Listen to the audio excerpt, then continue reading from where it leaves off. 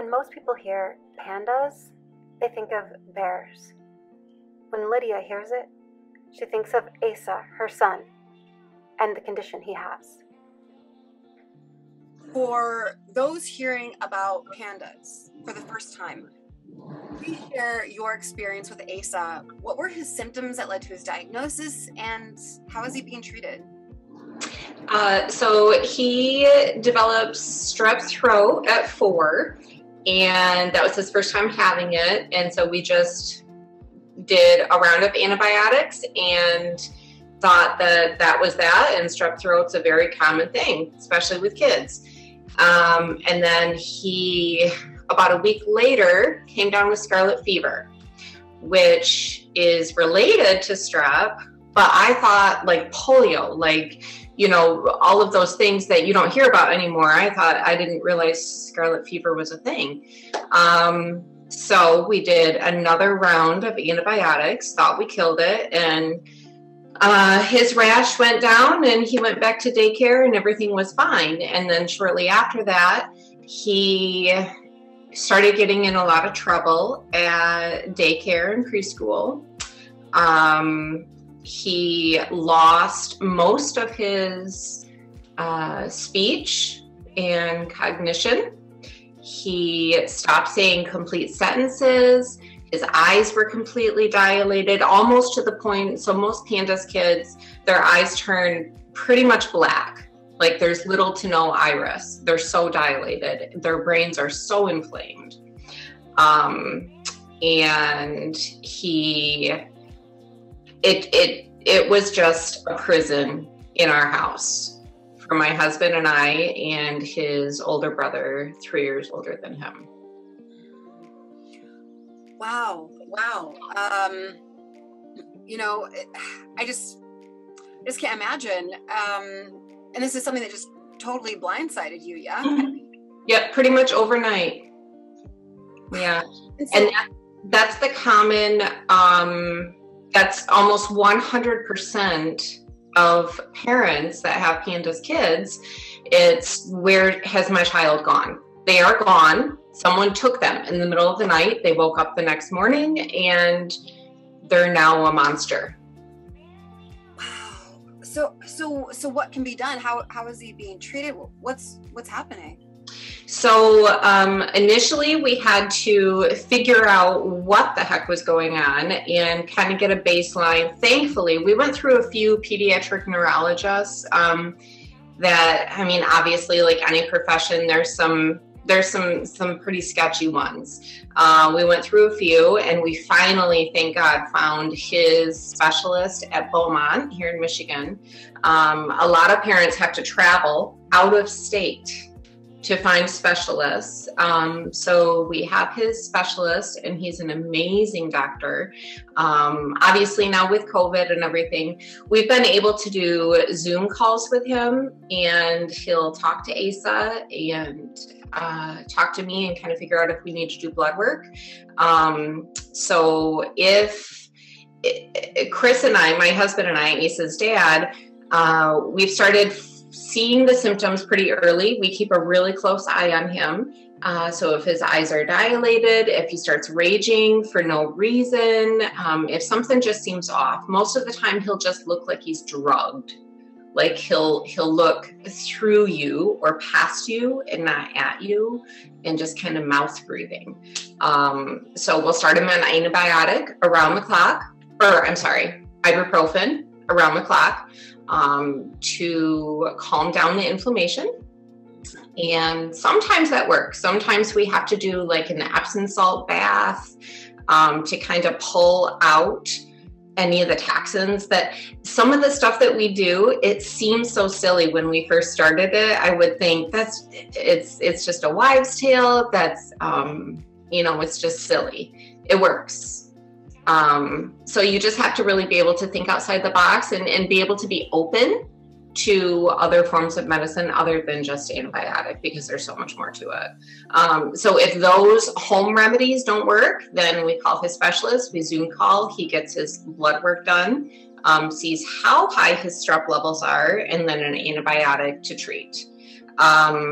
his strep levels, and there's still so much we don't understand from pandas that I don't understand personally, that when they have pandas, they carry strep. They always have a strep level.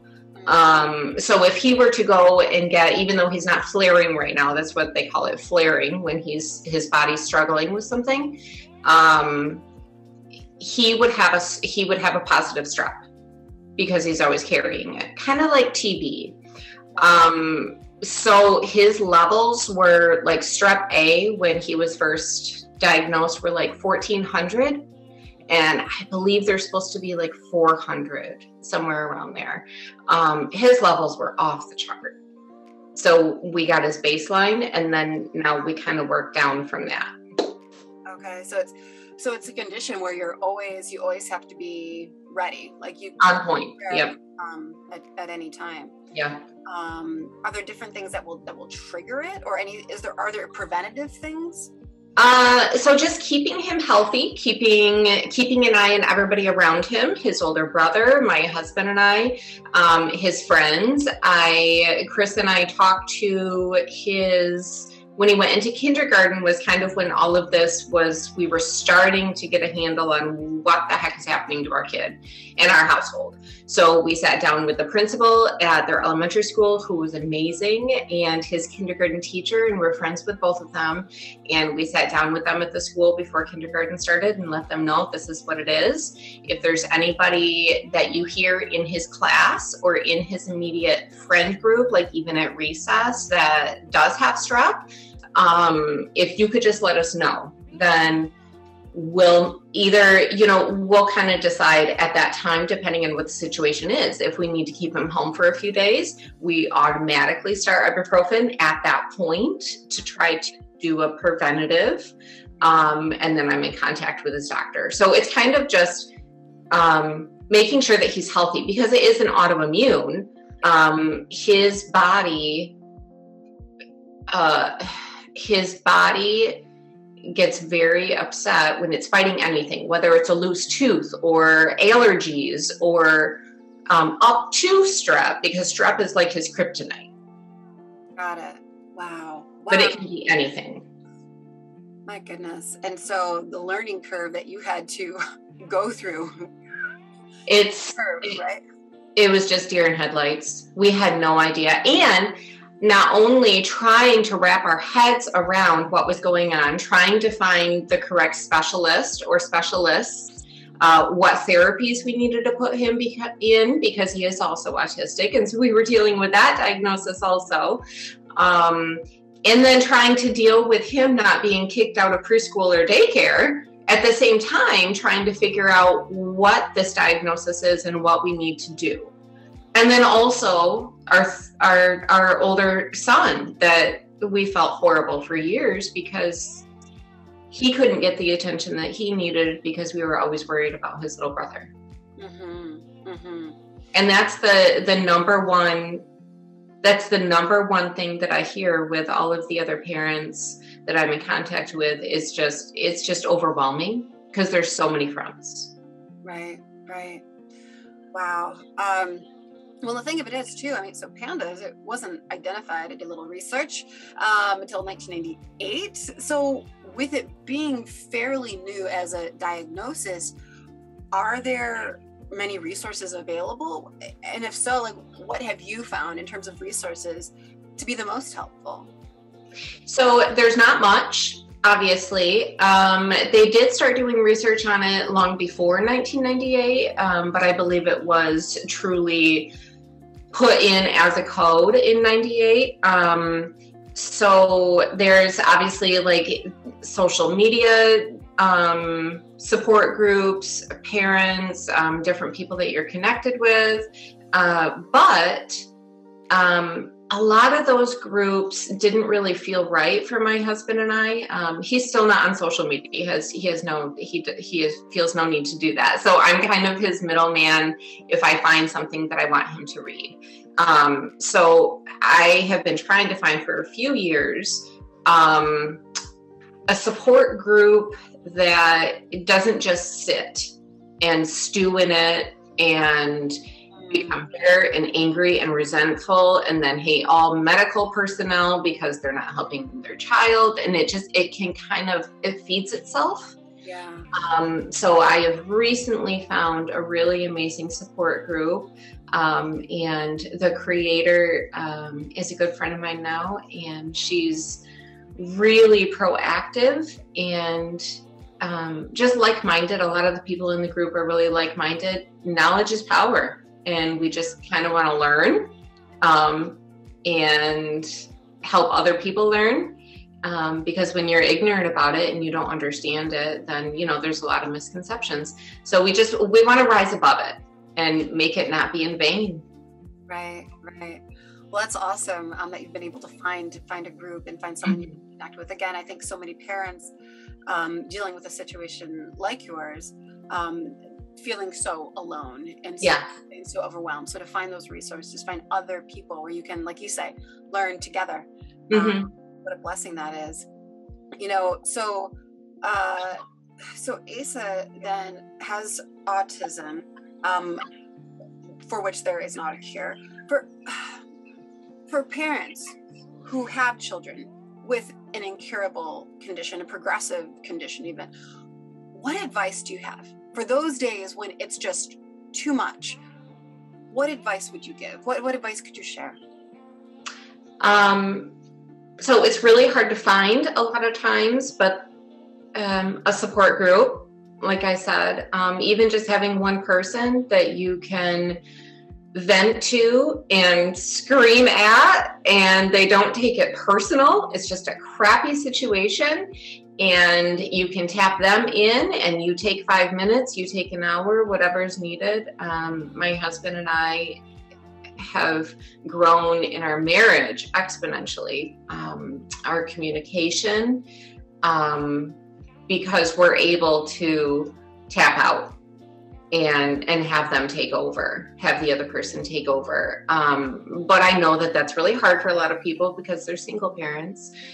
So just finding that support system, reach out to anybody. And I've learned that it's really beneficial, even just to tell the people that I'm closest to, my sister and, other people, that I just need to vent. I just need to yell and complain about it. And then we'll move on. I'll pick myself up and we'll move on. But to have that person that won't try to fix it, because that's another big thing with all of the parents is people that are ignorant about this condition and any other condition is, well, have you tried this? Have you tried this? I've tried a million things. I just want to say that it sucks. Right. Right. Yeah. Right. And so, I hear you. I think that is so important to be able to have that space, to be able to feel non-judging. Yeah. Right. And like you say, no, it doesn't need to be fixed. Perhaps it can't be fixed. I just need to be able to be here in this moment and feel. Well, that's wonderful advice. And with Asa's autism, a big thing is that people assume that autistic people are dumb or have disabilities, and he's extremely intelligent. He's smarter than me in so many ways at 8. And listening to him, because if we give him that space, we started very young with both of our boys, giving them that space to say what their bodies need, what their minds need, and then honoring that. So, and especially with Asa, with his autism, we need to honor, he's learned to be okay with saying, I'm having a tough time, I need a minute. And so we'll let him go in the other room and do Legos for 3 hours and just kind of zone out, and that's his thing. And so that helps. And it also gives us a break. Yeah. So listening to his words, listening to his body language has made a huge difference once we got over that fight of, I'm the parent, you're the kid, you have to do this at this certain time, and this has to be this. If you give them that space to say what they need, they'll say it. You just have to listen. Wow. And that's, incredible advice. So, I was, again, doing a bit more homework. Your son's name, so in various languages, your son's name, Asa, it means hope, it means healer. What is your hope, both for your son and then also for the whole PANDAS community? After we realized the struggles that we had with Asa, it seemed full circle that we did name him that. We knew when we named him, when I was pregnant with him, when I was carrying him, that his name was Healer. He had a twin. We lost his twin, and very early on in pregnancy. And for that reason, I felt like it was needed for him to be Healer. He was going to heal from our loss. But he's turned into such a hope and a healer for so many other things. And we just hope that there's more acceptance of not only PANDAS, but autism, that, again, that knowledge is power. And if you don't understand something about somebody that you're close to or somebody that you're friends with, you don't understand the struggles that you're going through, just ask, because we'll tell you. We just need you to ask. Just be open to understanding that not everything is black and white, and that this is a real thing. There are so many in the medical profession and general people in the community that don't believe that this is a real thing, because it seems so crazy. It's so off the wall. And a lot of times they don't see the symptoms because they're saved for home. So we went through years when his doctors and people, our friends and family, didn't believe us. That has to be the worst feeling. Like, why would I make this up? What would Yeah. So just being aware and educating yourself. Well, I have to thank you so much for doing just that, for helping all of us become a bit more aware now. When I had, as many people perhaps, when I hear PANDAS, I think of a bear. This was totally new to me. I'd never heard of it before. So yeah, knowledge is power, and knowledge is acceptance, inclusion.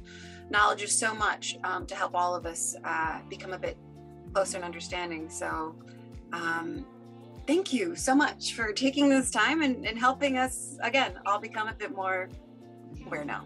Thank you. Of course, and thanks for having this opportunity to help even just one person know that they're not alone. They're not. They certainly aren't, and neither are you. So thank you. Thank you so much.